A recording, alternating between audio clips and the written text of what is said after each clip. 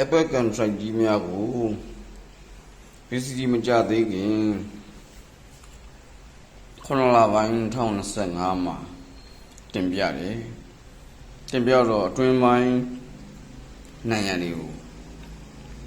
ရည်သားစည်းနဲ့လုပ်တယ်နောက် PCT ကြပြီးတော့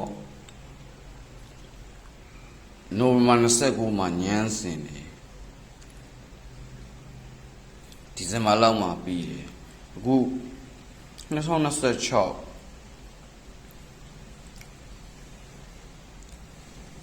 မေလ29ရက်နေ့မှာ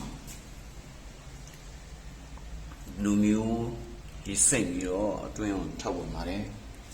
ဒါမိုးတားမျိုးပါသေးပါဘူးနော်